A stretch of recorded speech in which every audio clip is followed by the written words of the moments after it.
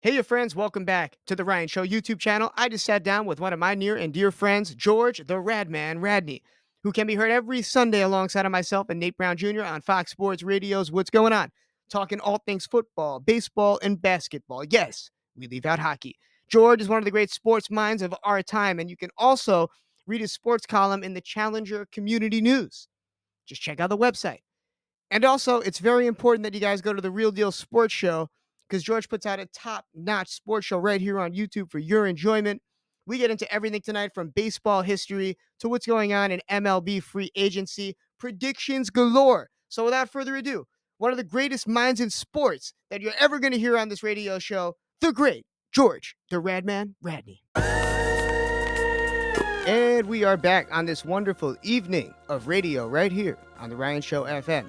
And what better way to kick off the show than with one of the greatest sports minds that I've ever worked with on radio?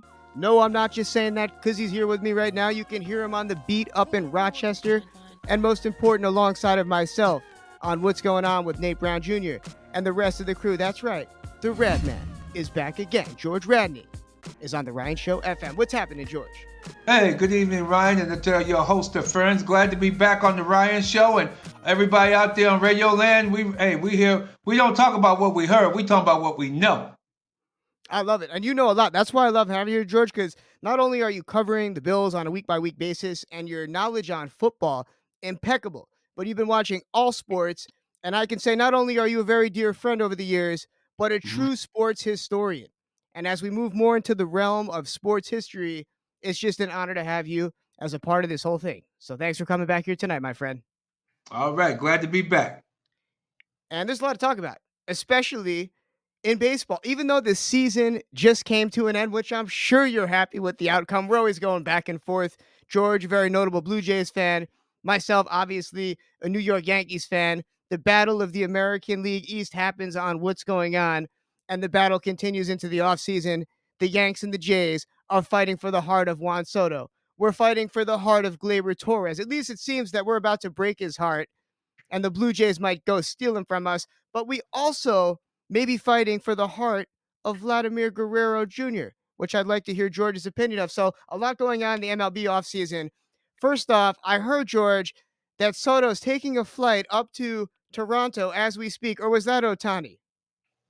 No, that was him. No, no, that was our main man. Otani already been here, done that. He's back in Cali, still sipping on champagne. Well, not anymore after the surgery. He's probably healing up. But no, we trying to pull off the deal to get Juan Soto because our Atkins, the general manager, should have been fired a couple of years ago. He definitely should have been fired. But this last season when he traded away Guerrero Jr. and also Omar Marino, the catcher, a young excellent prospect. A very good. We have old men as catchers, and you're gonna give away our future. Just add them into a deal with the Arizona Diamondbacks. And before that deal, you get rid of Teoscar Hernandez and send him packing. And it's like, why are you getting rid of all the Latin ball players? These are the guys who are Vladimir Guerrero talks with. They speak their native language of Spanish. They talk in the dugout. You take away all of his Latin teammates, ball players, the guys that he's surrounded by, not only off the field, but on the field. And then you surround him with a bunch of bums.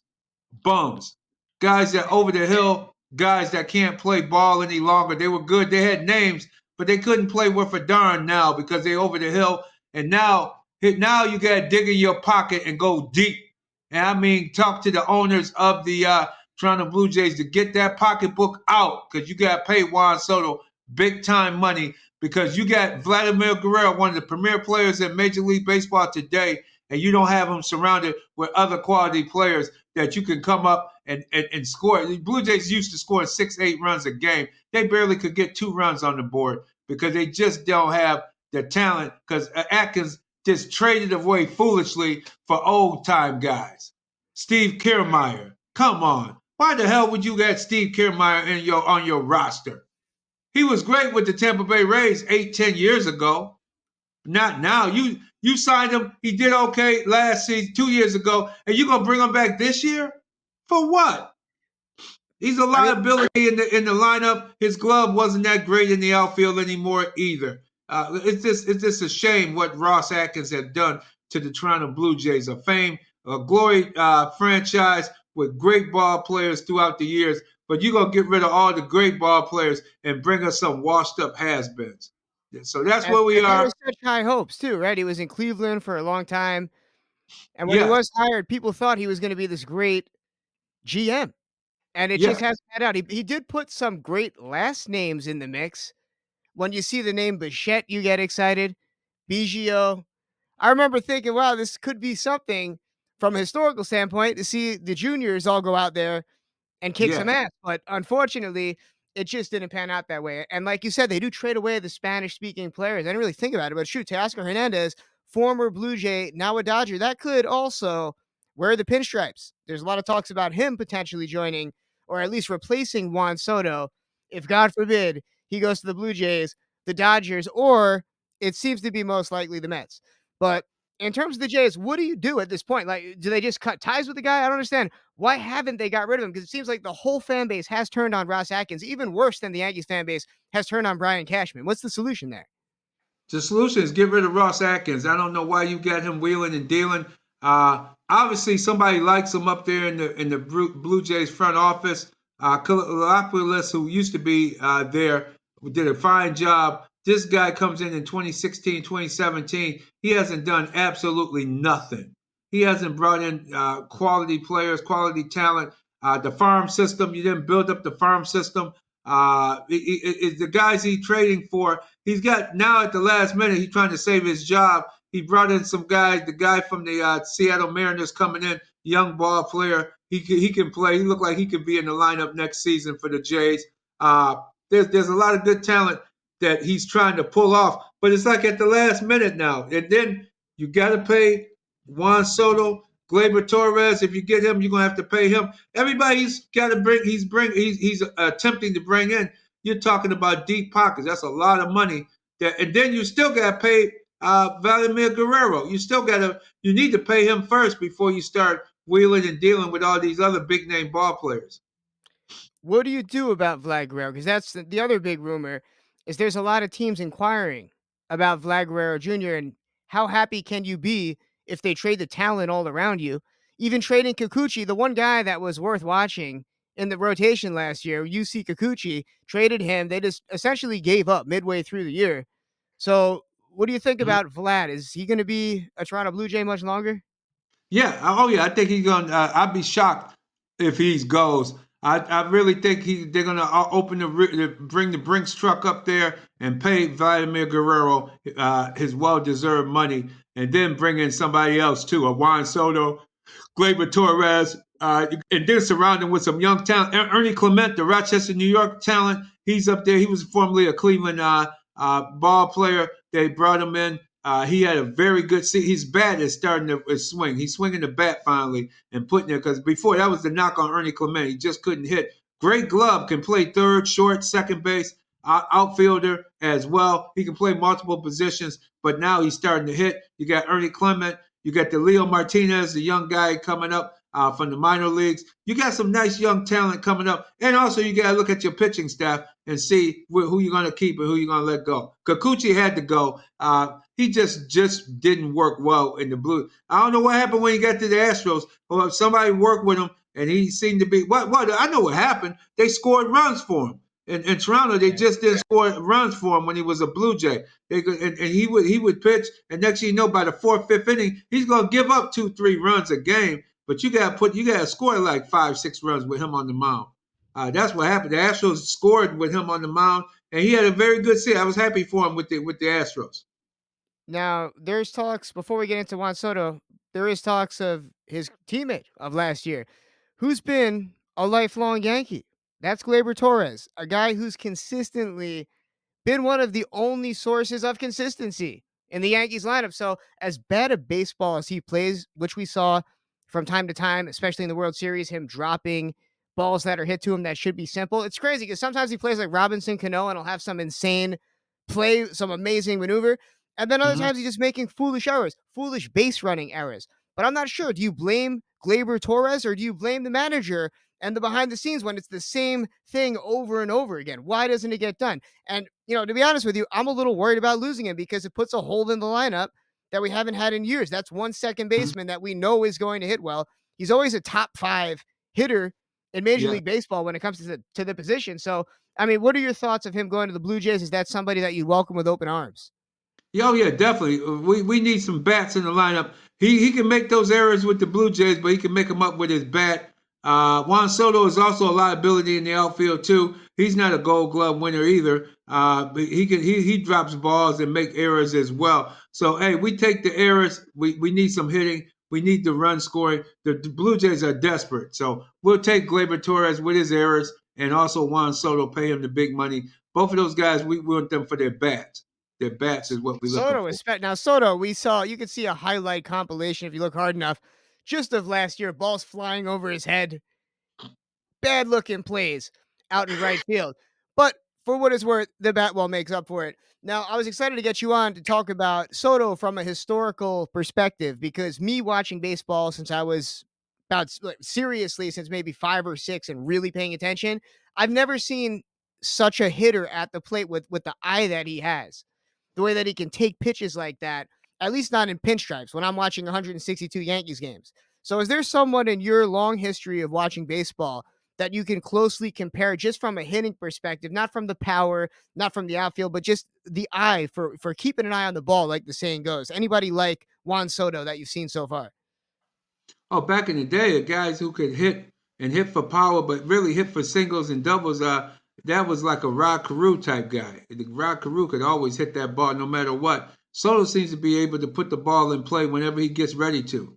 He seems like if his mind made up, he's going to get a hit. It may be a home run, single, double, whatever the case is. He's going to put the bat on the ball. He has a keen eye. Rod Carew had that keen eye back in the day for the California Angels. A great hitter, and Carew could even bunt. I haven't seen Soto asking him to bunt or anything, but I mean that guy was a magician with the bat. And Soto kind of reminds me a little bit of him, but Soto has a little more power. He has a little more juice in his game, and he's a guy that can turn a game around at a moment's notice, and that he's good for any team. And for a walk, that's what I always get Yeah. from a Juan Soto at bat. He watches every single pitch go by him, and you can get more walks when the umpire trusts you. That's one thing that the robot umps are going to remove. You can see that sometimes they're giving him the benefit of the doubt because if Mhm. he's taking a pitch, there's a very good chance that it is indeed a ball. I hear a lot of comparisons between him and Ted Williams. That Ted Williams, and that's like the loftiest of comparisons that you can make. Yes, it is. So, I mean, do you think that's a bit of a stretch? That's a little bit of a stretch, but you can say that Ted Williams, you can put you in the mind of him because they both had power, hit for power. He can definitely have good keen eye on the ball, so that's not that far off with that comparison. So there's a lot of talks about him going to the Dodgers now, which might seem unrealistic, but as we know, there's no salary cap in Major League Baseball. And a lot of people are pissed. I mean, it's one thing to put a team together, it's another thing to have him go out and play on the field. They actually are Mhm. moving Mookie Betts back to the infield, is what the rumors are. Being they're going to leave that right field spot open for Juan Soto. Do you think that that ruins the game of baseball if the Dodgers Oh, get Juan Soto? Oh, it does. It does. You really need to put a balanced teams out there. They really need a salary cap for baseball. I don't know why baseball refuses to go to a salary cap. You really need that type of, excuse me, you need that type of situation in baseball. Because I mean, come on, the Milwaukee's, the small franchises. Come on, you give the smaller franchises. You put them out the race. Opening day, they don't have a chance to even winning the World Series or making the playoffs because you got these jacked up, loaded up teams. I don't see why the Dodgers would do that. I mean, they moved Mookie Betts before to the infield. He played in the infield. He played in the outfield. That's the greatness of Mookie Betts. But I don't see why they would want to add a Juan Soto to their payroll. Well, when you look at not this past World Series, but the one before that, it was two small market teams. And as much as everybody's complaining about the Yankees versus the Dodgers, that was like the least viewed World Series maybe ever. It was right up there when the Mhm. Diamondbacks took on the Rangers. So I mean, what when you look at a team like the Diamondbacks, is that a testament to how the team was put together? Is it a testament to how it's tough now that the number one seed sits during these wild card matchups? I mean, what do you attribute this success to, and how can they keep it so that small market teams can actually find a way into the World Series with a lower payroll? Well, I think what you're finding is teams like Arizona. They have spring training out there. A lot of the teams go out there and practice. They have the Grapefruit League. There's a lot of people that follow the game. A lot of people go to Arizona for vacation. They go out there for spring training. Teams like that, Arizona is a team that's a breath of fresh air because people don't know all their players. They don't know but maybe one or two players barely that they know or heard of, familiar names. People looking for something like that where you can see other names, other faces, and that's what makes the game great. You want to see other people play besides the Dodgers, Yankees, Cubs, the teams with the high payroll, the Mets. Seeing the same guys, and you hear those names all the time. So when you get something like an Arizona Diamondback in there, that makes it refreshing. And still, when you look historically speaking, the second most World Series of all time, the St. Louis Cardinals, it's obviously not a large market team. So with No, the right but they, franchise and history behind it, and just something like there's a swagger about the Cardinals, even though it's a small market team. I yes, know they last won. What was it? At least 13 years ago was the last yeah, time they about won the World Series. 11, yeah, 2011 or something. They had, yeah, they 2011. had won almost back to back, two or three times they won during that time period. They had good players, good team, good guys from their farm system. A few guys they traded for, and it made for a great team. And It made for a great team. hopefully we'll see some type of success. I always like seeing the Cardinals do well. We're going to get into the legacy and history of another St. Louis Cardinal when we come back from break because I want to compare Mark McGwire to the great Frank Thomas. If you're on Mhm. Twitter and Instagram and all these social media platforms like myself, videos tend to go viral. And I saw a great video that was trending about Frank Thomas talking smack about steroid users. And it struck me that, you know what? He wasn't involved in the Mitchell report. And he hit all those home runs, over 500 home runs without using steroids. So it made me think, where Mhm. does he rank if he was on steroids? If we juiced up big old Frank Thomas? Mhm. Makes me think. So we're going to get back into it. We've got George Radney of the Real Deal Sports Show. Everybody go to YouTube, subscribe, and get ready to see us this upcoming Sunday morning on Fox Sports. What's going on? But until then, folks, don't go anywhere. We shall return. The Ryan Show FM and all things Ryan Vernell are brought to you by the greatest cleaning company in the New York City and Long Island area, La Liaison. La Liaison Cleaning is a premier commercial and residential cleaning company proudly serving the diverse regions from New York City all the way out to the Hamptons. Not only does La Liaison deep clean using the best materials possible, organic materials if requested, but what sets them apart is their unique specialization in energy cleaning and removal. The folks at La Liaison focus on enhancing the feng shui of every space that they touch. Their dedicated team employs advanced techniques to clear stagnant energy and create a harmonious environment, ensuring that both your home or workplace are not only spotless but also revitalized and balanced. Whether you're looking for a thorough cleaning or a transformative energy refresh, La Liaison Cleaning delivers exceptional service tailored to your needs. Book them today online and see for yourself why you need La Liaison in your life. Look no further for a cleaning company. Go to La Liaison's website, laliaisonllc.com. That's LAIAISONLLC.com. And we are back. This is the Ryan Show FM. We got to keep the advertisers happy around here. And unfortunately, we cut off the conversation just a little bit too soon when it came to some of these small market ball clubs finding success. As we were sitting there on break, George brought up the A's, as they're now called. They're no longer even going to be called any team or any city A's, not the Sacramento A's or the California A's. Mhm. Literally just the A's going into this year. You mentioned the A's and the Reds. So if you could, George, let's finish up the closing thought about these powerhouses that are these small market ball clubs. Yeah, people want to see teams that are homegrown. Pete Rose was born and raised in the Cincinnati, Ohio area, played for the Cincinnati Reds. You had Joe Morgan coming up through the farm system, Tony Perez, Johnny Bench. I mean, these guys, George Foster in the outfield. I mean, they had a hell of a team, but they built that team from within. They may have traded and got a few guys like a George Foster brought them in, but most of those guys were homegrown guys. And you saw that Tony Perez, Dave Concepcion, Pete Rose, and then their pitching staff with Billingham and those guys. They had built within the system. In America, like that's what people want to see. They don't want to see a team that's built on money that everybody trades and you pay the highest ball player. That's why people don't want to see the Dodgers all the time or the Yankees, teams that gonna pay pay the high payroll and pay for everybody. And then you had the Oakland A's of the 70s, 72, 73, and 74. I still think that was one of the best teams ever that before the free agency started later on. That team, and then after that, they lost to the Cincinnati Reds. They beat the Reds in '74. Then the Reds won in '75 and '76. The Big Red Machine. But the Oakland A's in '72, '73, and '4. You had Catfish Hunter. You had Blue Moon Odom. You had great pitchers that were on that staff. You had Reggie Jackson, a young Reggie Jackson, hitting home run. Joe Rudy, Gene Tennis. I mean that whole lineup. What's the guy? Bert Campaneris at short. Man, Sal Bando at third base. I mean, those guys were household names because they were winning, but people didn't know who the hell they were until the Oakland A's started. Said, man, hey, these guys don't win a World Series, man. Here they come again, man. 1973, hey, here 1974, man. Those guys, I mean, they poured it on. They were a great ball team. They showed up, and they were a team that used to fight. They used to fight in the dugout in the clubhouse. Guys come out with black eyes the next day, say he got punched in the fight broke out in the dugout between a couple of guys. I mean, they fight, they go out drinking and fight in the bars and stuff. But when they got up between those white lines, the Oakland A's played ball. They were teammates. They loved each other on the field. They may not get along all the time off the field, but man, those guys were true ball players. They played their hearts out. They played hard. They ran people over. And then Pete Rose running over Gene Tennis in the All-Star game.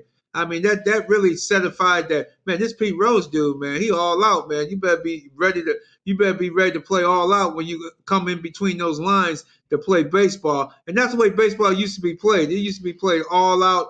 Guys used to give it 1,001%. Unlike these ball players you see today, Aaron Judge, man, guys, somebody would punch Aaron Judge in the face, man. If it was the Yankees of the '70s and when Reggie and Rich Gossage and all those guys, somebody would have offed it. He would have got his jaw iced. Man, how you striking out every time we get to the playoffs? You hit 60 home runs, but you can't even hit the ball out the infield in the playoffs and in the money games. Oh hell yeah, he would have got punched. Somebody would have offed his jaw, iced his jaw, man. That's all. That's all Aaron Judge need. Somebody ice his jaw, man, and say, man, you better wake the f up, man.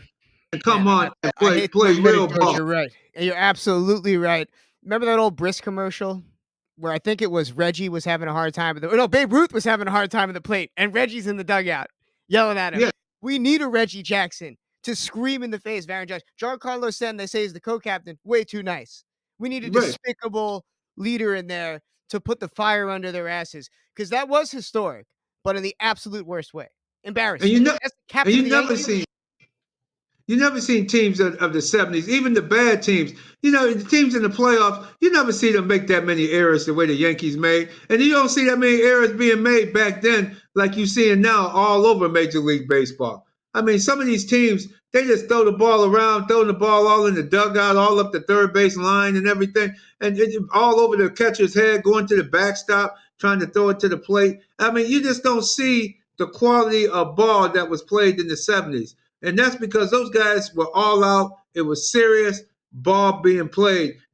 Guys got paid decent salaries back then. Some of them did. They got made a living, but not like the money they make in the day. It's almost like, and then they up there buddy all in the dugout. Come on, man.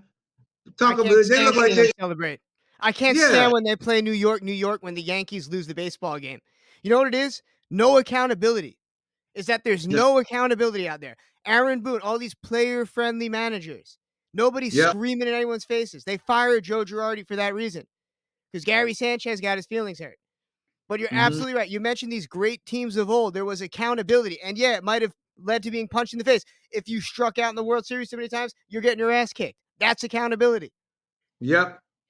That's Pete what. Rose. That's Man, long live Pete Rose. I know, all the controversies off the field. We're not even concerned about those right now. We need a Pete Rose in the damn league. We need somebody that's going to hold these guys accountable. So before we get into the Oakland A's, because I want to talk about the A's moving to Las Vegas, I want to know your stance from your historical perspective on things. But in terms of Pete Rose passing, we never had you on since then. We never really talked about it. Where do you rank Pete Rose all time as a baseball player? Do you put him in the top 10 of all time? I man, I would. He would have to be in the top 10 because he was a Charlie Hustle. That guy was the most guy with good. You can't really say less talent or how much talent he really had, but because he hustled all the time, it made the talent that he had that much greater. And I never seen a ball player with you can't tell maybe because he hustled so much, you don't know how much true talent he had. But the guy could hit. He could see his eye was a keen eye at the plate. We talked about the keen eye earlier. This guy could hit the ball like a rockaroo, but he hustled. He made up for any shortcomings of his ball game with his hustle. That guy turned a single into a double, and it looked like a bloop single. Sometimes he would have a bloop single turn into a double. I would put him in the top 10 of all time because of his proudness and how he hustled on the ball field to make plays, to make things happen. Now his teammate Joe Morgan, he's another guy that should be up there too because he was just talented. He could steal bases. You couldn't get him out. This guy would just make it. You could. Both of them had that mentalness, toughness that they could just do what they need to do on the ball field, and they would do it and help they do whatever it needed to be to help their team win the game. So that's why both of those guys would be up there. Pete Rose definitely with his offense, his glove was okay, but but the offensive side, the mentality, and hollering at his teammates, "Hey, we're gonna win this game. We're not out of it." And you mentioned turning singles into doubles, but just the rate that he was turning singles at all, still holding the all-time Major League Baseball record at 4,256 hits and Yes. 14,053 at-bats, which brings you to a 303 batting average to all those statistic analytical nerds out there, and only 160 home runs. But once Wow. again, his value wasn't in the home run, and just the attitude, how he elevated the level of play for the other players on his team. And I wasn't lucky enough to watch Pete Rose in action, but just the stories that you hear, it was obvious that he made everyone around him better. Now that's a team captain. I can't say the same thing about Aaron Judge. As much as I love it, I have a 99 jersey sitting right next to me. As much as I love Aaron Judge, thank you, Aaron Judge, for all the greatness you've brought to us. But are you bringing greatness to those around you? Because to me, that's what a captain does. But I guess we'll Absolutely. find out. That's what they do, and he doesn't seem to bring great. He doesn't seem like he enjoyed wearing the jersey or the uniform. He doesn't seem. He might do deep down inside, but he doesn't show it. He doesn't show being the captain of the Yankees what it really means. You got to be a team leader. You got to really be out there demonstrative, and when you need to be, you don't have to be demonstrative if that's not your attitude, your style. And that's obviously is not his style, but you got to explode sometime. This guy never explodes. He just continues to do what he does. He strikes out. He doesn't go back to the dugout. Nobody says anything. Him and Giancarlo be talking there, chit chatting away. It's like, come on, man. Really, man? You guys just. That's why to me, it looked like they don't really understand the importance of that jersey, that uniform you're putting on. That is guys that came before you that gave their blood, sweat, and blood and sweat and tears out there on that ball field to make that Yankee uniform. To me, it does. The Yankee uniform don't mean a lot to those guys. It doesn't. And It it's doesn't sad. seem like. You, as a true baseball historian, I got to ask you before we get too far diverted. I want to get a little bit into the Oakland A's. But who do you consider the greatest Yankee to ever wear that uniform? Mm, wow, the greatest Yankee. Why? It's boy. That's a lot of. I would almost say Craig Nettles, the captain of that team with Reggie Jackson and those guys. Craig Nettles was really a very guy that really led by making plays. He made hell of a plays at third base that would turn games around, that would keep them in the game. And then Reggie and those boys would come up. Dave Winfield, those guys would come up hitting the ball, slugging the ball. He led by example. I would say Craig Nettles. A lot of people I probably like say that answer. Thurman Munson, but I like Craig Nettles.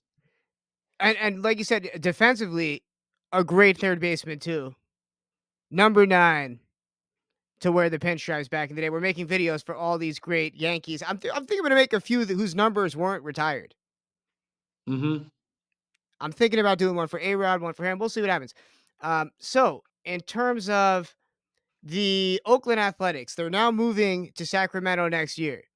Yeah. And it's going to be very sad for a lot of longtime baseball fans to see that because, Mhm. the obvious, they've had dynasties, like you said. You think about the 70s Oakland A's, the early 70s Oakland A's, the late 80s Oakland A's, although marred by steroid use, still one of the great fun teams to watch, the Bash Bros. Who doesn't love a violent Jose Canseco swing. So, do you think that it takes away because all these great teams move, right? Brooklyn Dodgers moved to LA. It doesn't really necessarily taint the history, but what are your thoughts? Are you sad to see him go? Do you blame it on Oakland for not supporting the team? What are your thoughts on the Oakland A's becoming soon to be the Las Vegas A's? That's just the city. It's a problem. The owner obviously wanted them to do. They played in the same stadium that the that Reggie Jackson, Sal Bando knows that 72 to 75. It's the same stadium. It looked like they had to do some upkeep and some upkeep, but not a whole lot. They needed a lot more done. They wanted the stadium built. I think that City wanted to build it at the end, but I think it was too late. I think the ownership and them made up their minds that they could make a lot more money somewhere else, and somewhere like a Vegas that's giving them all kinds of freebies or things to get them to move there, which I think is really bad. I just don't get why they won't still play there in Oakland until the stadium's ready for them to move. Why are you moving before the stadium? You moving before you even got a damn stadium. I don't get that. Why they can't play at Oakland Alameda County Coliseum?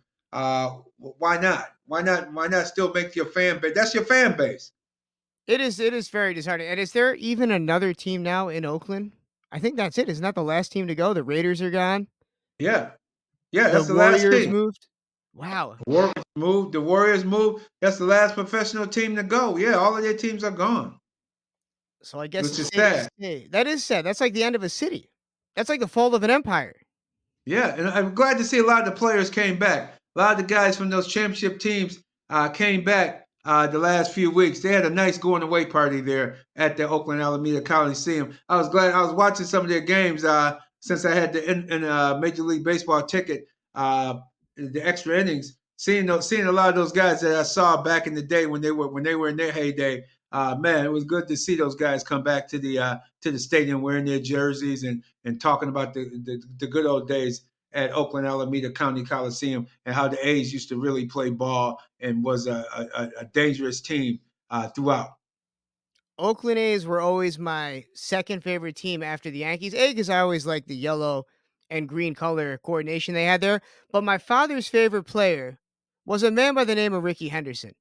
And he Oh always yeah, told me that Rickey Henderson was the most fun baseball player to watch. He had more hustle than anybody, him stealing bases, hitting, and he spent some time in the pinstripes. What are your thoughts on Rickey Henderson? Where do you rank him amongst the greatest? Because I saw some stats recently that made me kind of double take and wonder why Rickey Henderson wasn't looked at as even a top 10 of all time. I'm going to bring yeah. these stats up as you give your opinion on the great Rickey Henderson, George. Yeah, because he was. His hitting was very deceptive because he was a leadoff hitter. You don't realize how many home runs he hit as a leadoff hitter. I think he had like, 85 or something. And the closest guy to him is George Springer of the Toronto Blue Jays, who hit like his 56th leadoff home run earlier this past season. And it was funny when they said that he's the leader of active players with 56 home runs, but then they said, but the all-time leader is Rickey Henderson with like 90 something. It was like, whoa, wait a minute, he had how many leadoff?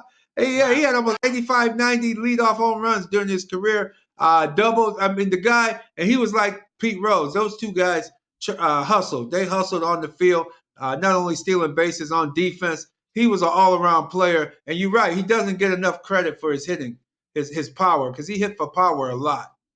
Like you said, it's 81 leadoff home runs, which is insane. It is. When you're That is a talking about a lot of guy with 56, a guy right now who's leading as an active player with 56, to me, that's a hell of a lot right there, 56. But then when I heard the record 80, I said 81. Oh my God! And I saw a lot of those too. I didn't realize he had hit that many. Man, that and his that says a MLB lot. record of 1,406 stolen bases. I don't think that's ever going to be broken. Do you think we're going to see, No, even with the increased base size and how much easier it is to steal bases now with the pitching rules, do you think there's a chance we're ever going to see somebody break Rickey Henderson's record? no, no, not in our lifetime, and not in our grandkids' lifetime. I doubt very seriously. It's got to be somebody that's going to be greater than him to do that. It's going to be very difficult to do it. Look, I don't think anybody will break his leadoff home run record. leading off home run. I mean, George Springer done a hell of a job with 56 of them. I thought he was doing something, but then I mean, man, when you go back and hear Rickey Henderson's stats, I was like, Well, whoa. maybe Shohei, after what we're seeing with Shohei leading off, there's that Mm-hmm. chance that maybe Shohei in time can, right? If he puts up like 20 leadoff home runs a season for the next however many seasons, I guess, which is still an insane Yeah. amount, maybe even 15. That could be somebody that maybe breaks that record. Also, Rickey Henderson holds the all-time record in walks at 2,190, Wow. which I Wow. don't think many people realize either. So, which brings his career on base percentage to 401, which is Wow. pretty heinous. Even though he only batted, and I say only in this day and age, this would still be a great batting average 279, but his on base percentage of 401 is pretty badass. It is. It is. You don't see nobody doing that today, or even half of that. You don't see people out performing. That's what I'm saying. Those guys, they took it serious. When they went on that fit ball field, it was all business. And you don't see all that today. Guys would chat a little bit, but now they just talking all in between innings. They're like, man, come on, man. That's your opponent, man. Come on, at least talk to you talk more to the opponent than you talk to your teammate. And You're Ricky right went about out there every day. Rickey Henderson was one of those on the second last day of the final game there at Oakland Alameda County Coliseum there in Oakland, California. Rickey Henderson was on, and they had him on for like 2-3 innings, talking about he came to that ballpark. He said he just remember he would just come and he would meditate, he would get ready, he'd take his batting practice, and then he knew just what the guy would like to throw. He always knew himself. He said, "Did you look? Yeah, I looked at the paperwork saying what this guy likes to throw, but I look at the film and I remember the last time I faced him. I said, oh, this is what he likes to throw at me, and that's why he knew. He said, this guy probably think he can come with this curveball because he got me out last time. I'm going. He was looking for it. Bam, lead off home run. And that's how he did his own scouting report on the on Wow. the on the pitchers on his opposing pitchers. That is awesome. And to see Yeah, it's going the extra mile. It's like you said, like these guys just don't care as much. You don't see no, guys doing things like that. And if you do, you certainly don't hear stories about it. You hear no, stories about people banging on trash cans and finding ways to cheat before you find some intricate way to scout your team out. So in conclusion, absolutely. yes, Rickey Henderson, absolutely the man, won 2 World Series titles. And I didn't realize too, he's second in all-time runs scored of all time next to Hank Aaron.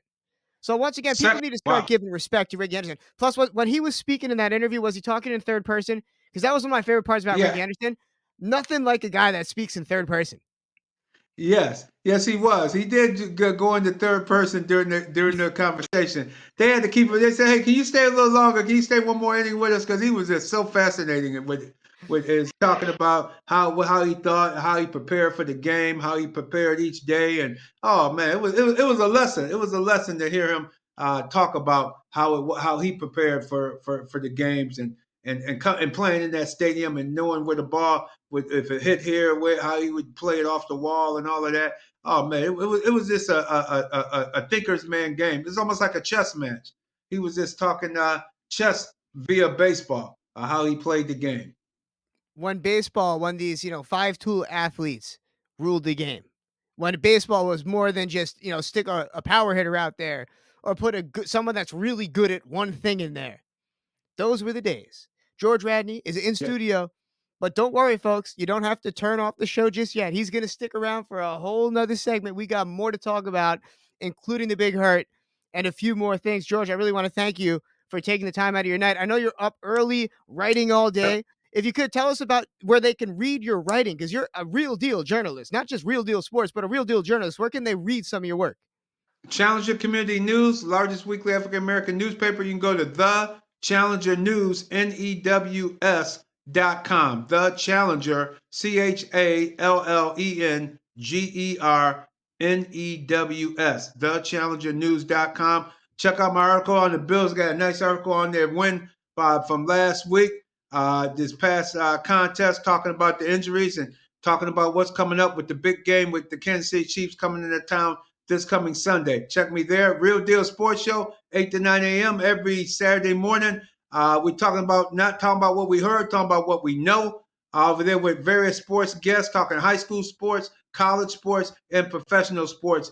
8 to 9 a.m. every Saturday morning, and also on YouTube, Facebook. Check us out. Post game, after the game, you'll see me on the field giving you a post game wrap up of the Bills Chiefs game or whoever the Bills are playing. You can check those reviews out on Facebook right now, George Radney or Real Deal Sports Show Facebook pages. Damn, I love that slogan. Not talking about what you heard, talking about what you know. Just look up Absolutely. Radman, damn it. Get into the Real Deal Sports Show.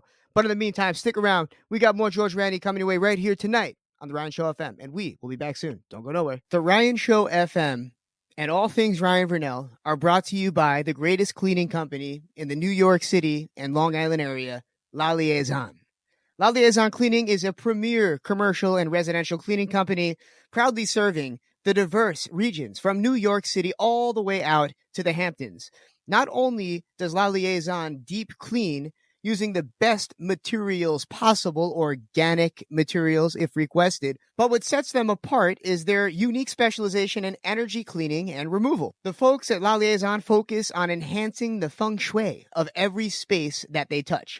Their dedicated team employs advanced techniques to clear stagnant energy and create a harmonious environment, ensuring that both your home or workplace are not only spotless, but also revitalized and balanced. Whether you're looking for a thorough cleaning or a transformative energy refresh, La Liaison Cleaning delivers exceptional service tailored to your needs. Book them today online and see for yourself why you need La Liaison in your life. Look no further for a cleaning company. Go to La Liaison's website, laliaisonllc.com. That's LALIAISONLLC.com. And you are tuned in late night to the Ryan Show FM. It is well past Radman's bedtime. So you guys got to stick with us. If he's up, you're up, and we're talking baseball right here tonight. And we talked a little about this earlier before we started the show. We were talking about the great Frank Thomas, the Big Hurt, a guy who, when I used to play baseball video games as a kid, was a guy that I preferred to hit with because he was a right-hander that had all the power in the world. And he wasn't juiced to the gills. And I've No. defended many times guys that are juiced to the gills. If it weren't for the steroid era, we might not even have baseball. Or I guess the ratings were so far down. I wasn't paying attention to the ratings back then. I was just paying attention to the home runs. But Right. George, as a damn historian, I need to know your opinion. Where do you rank a guy like Frank Thomas, who's in the midst of probably the most scandalous era when it comes to PEDs and enhancements on the body?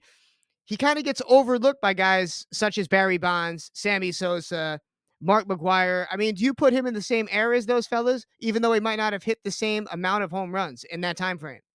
No, because he's a power hitter. He was a big man that really swung for the fence. He hit either home runs or he hit you some doubles. He played good defense. The big hurt. He put a hurt on the baseball. He wasn't like the person that got hurt the most by the juice era was Ken Griffey Jr. Ken Griffey Jr. was so talented and had so much talent that guy could have, if his body wouldn't have broke down, his records would be even greater than what they are today. He would probably be up there with Barry Bonds if his body didn't break down, or if he took the steroids. Oh man, he would probably surpass Barry Bonds, because him and Barry Bonds, to me, their talents are almost equal. They're two of the greatest players to ever play the game of Major League Baseball. And that's what happened with Barry Bonds was he had a bad back. He Yeah. hurt himself and he missed, well, I think it was the 99 season, if I remember correctly. It was one of those late 90s seasons. And he came back looking like a brick house.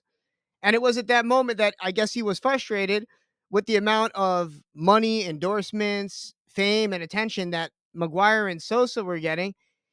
Griffey kind of went one route, which was just continuing to play without using steroids, or at least that's what it seems like. And then there was Bonds who came back juiced to the gills. And that's a good Yes. point you make. Like, injuries are actually prevented when you're on HGH and when you're juiced to the gills. So it makes you wonder what guys like Griffey and Frank Thomas would have done. But you're definitely right. Griffey got screwed in the He greatest game of did. things. And especially when he kind of blew up, like Reds Griffey was still a beast, but he wasn't the same because of the injuries. And then there were reports of him falling asleep in the dugout. Maybe his work ethic kind of tapered down a bit as he got older. But man, you're absolutely right. All this talk about Frank Thomas, and I brought up Frank Thomas because he's going viral this week. A clip of him Right. from so many years ago talking about essentially how frustrated and how upset he was, how he felt like his legacy was kind of tarnished by steroids, by those that were Yeah. using steroids. So it does It make you probably was. It probably was. It was. He just telling you the honest truth. He was upset about it because he obviously didn't want to participate in it, but he did what he could do and played the game the best to his ability. But no way. He was hurt, but Ken Griffey was hurt even more by the steroid era. He was crashing in the fences, trying to catch balls and bruised ribs, back injuries, the whole 9 yards, and he just couldn't stay on the field enough to keep pace with guys that were taking the steroids and keeping them in the lineup day in and day out. And for what it's worth, it also we've spent quite a bit of time talking smack about the captain of the Yankees, Aaron Judge, but to think that the closest that Ken Griffey Jr., who to me was the epitome of a home run hitter, the sweetest swing still that any of Yes. us we ever saw. That swing was just unbelievable. I saw him swinging a golf club, George, on some videos from this week, and I was like, damn, my man can swing a golf club just as sweet as he swings a baseball bat. But he hit Uh-huh. what 56 home runs. I think it was 2 years in a Yeah. row. He had 56 home runs, Yeah. but I mean, never eclipsed the Yankees home run record. And I say Yankees because it's the American League home run record, whatever you want to call it, of 61 home runs. When Judge hit 62, that to me did define his greatness and showed how amazing he truly was. I mean, do you think that there's a chance Judge is on any type of HGH or steroids, or do you think he did it clean? no, I think he did it clean. I think that the quality of play is not as good as it used to be. You got too many pitchers with bad arms, so those pitchers are hurt. They out for the year. They're rushing pitchers up way too soon. Guys that don't deserve to be in the big league as of yet. They bringing players up. It's a whole new era where they bring guys up so young that they just trying to throw as hard. All they want to do is throw at 90 miles an hour. It's Aaron Judge. He can hit 90 to 100 mile an hour fastballs. But if you throw a 75 mile an hour curveball, he can't hit it to save his life. It's just that he's a fast. He grew up on those fastballs, but he can't hit off speed stuff. What we used to call junk, the off speed, the curveball, the sinkers. He can't hit any of those pitchers to make him to save his even life in the career. But if you come with a fastball, man, he'll jack it out the park almost every time. You can't make it. He's a dangerous hitter, but no, he's not. He's not on any. I definitely don't think so. He just can't hit off speed stuff, and that's what's gonna cause him from not being a Hall of Famer and not being a guy that deserves to go in the Hall of Fame because he's a good ball player, but he's not an all around ball player like the Pete Roses, the Ken Griffey Juniors, the Reggie Jacksons. These guys that really shine and played not only on defense, but they also could hit when you need a hit. They're gonna get you a single or maybe even a home run, but not Aaron Judge. Judge, a good guy, but he's not I don't know. I a, might have to a call you Hall out of on the Hall Fame of guy. Fame part. So you really don't think that Judge is going to make it to the Hall of Fame? Well, he'll make it as because he's in New York. If he played for a different team most of these years, hell no, he wouldn't make the Hall of Fame, even with the 61 home runs, because he's not consistent with that. He's not a consistent home run hitter or a consistent all around ball player. He's a good ball player. He's just not a great ball player. And to But me, as a great the hitter, Hall you of you Fame got should to be admit, reserved George. for. I, I Yes. I sorry to cut you off, but I mean, I definitely understand seeing him drop that routine fly ball in the World Series made me sick to my stomach. That's unforgivable. That is one of the worst things I've ever seen in my life. But for what it's worth, he probably has been the best hitter I've ever laid eyes on in terms of just hitting. You talk about guys that can hit singles, doubles. He's doing it all. I mean, what did he hit, like 338 or something insane this year on top of the 58 home runs? I think it was that he. I mean, that's like preposterous numbers in this day and age. I get that he's hitting the junk ball. You're right about that. But all right, so you're saying that he's not like a top three hitter in the past 20 years since Barry Bonds. You don't put him in the top three best hitters that we've seen. No, because it's just too many bad ball teams that don't have good pitching. You got teams that really are almost minor league teams in Major League Baseball today. Well, it was about at least three teams this year that really were minor leagues. What's the one that lost? Oh, the Miami Marlins. They lost all four of their starting pitchers had Tommy John surgery, so they had to call up guys from the minors, and their pitchers were mostly minor league AAA guys. And there was a couple other teams that basically were AAA pitchers. So the quality of the talent is not there. Unfortunately, right now with that, Judge is a very good ball player. I don't call him a great ball player because who does that on the big that drops the ball in the outfield like that?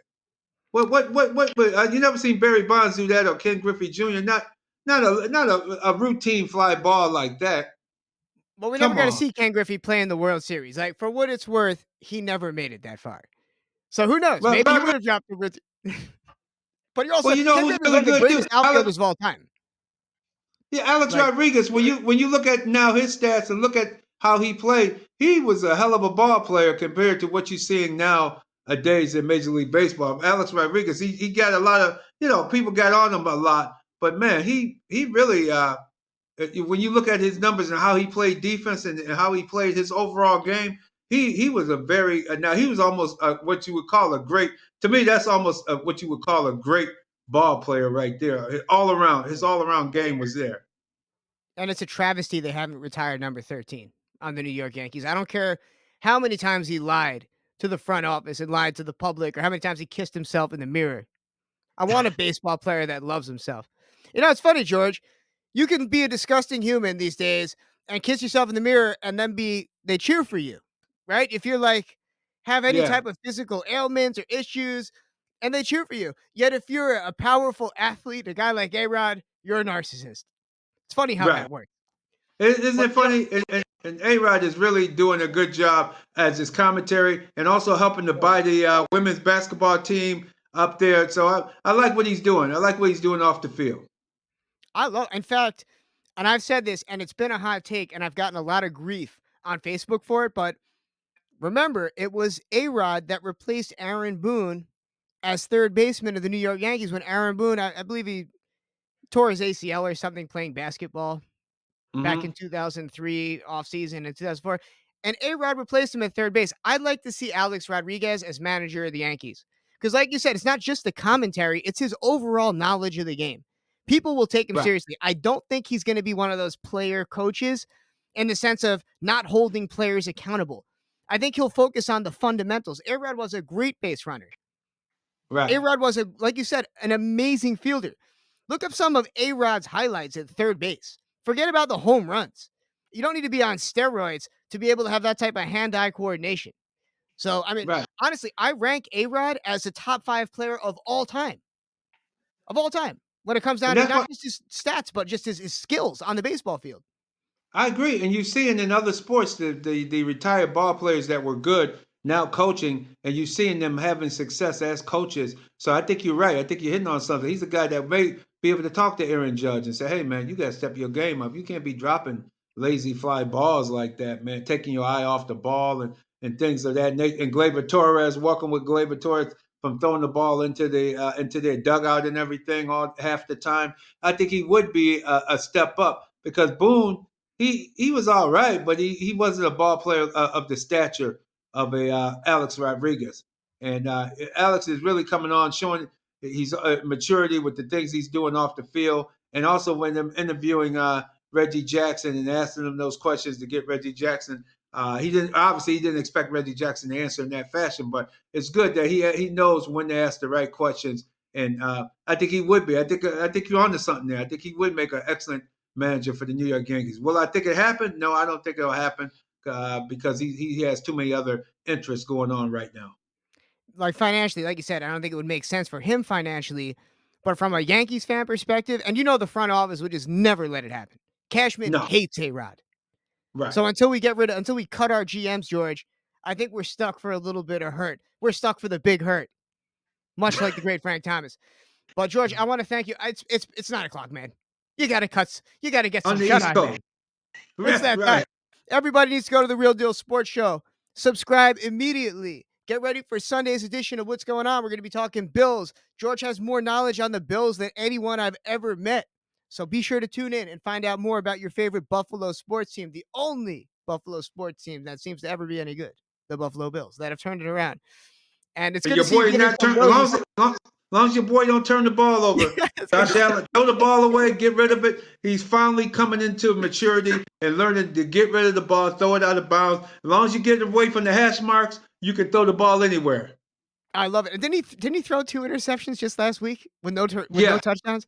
Just as you were saying that, too, every time I get on my high horse, I'm like, George, will you admit it now? He does some foolishness. It's just crazy to me. Everyone go follow George Radney and stick around. We've got a guy calling in, George, on this next segment. We've got the lovely, beautiful, amazing Ebony Stone calling in to co-host this Oh. next segment with me. But she's calling in because we have a cat from Haiti that found me online that's going through the ringer. He's one of the private security guards that's been hired to essentially protect the government during this crisis. And Tanisha, aka Ebony Stone, has a lot to say about that because she's kind of pro rebel for what it's worth. Mhm. We're going to find out more about both sides and find out what the hell's going on in Haiti because Lord knows I've got no clue. But thanks for joining us, George. We'll be back soon, everybody. Don't go anywhere. We've got more great talk radio coming your way right here on the Ryan Show FM. We'll meet you on YouTube, folks. See you soon.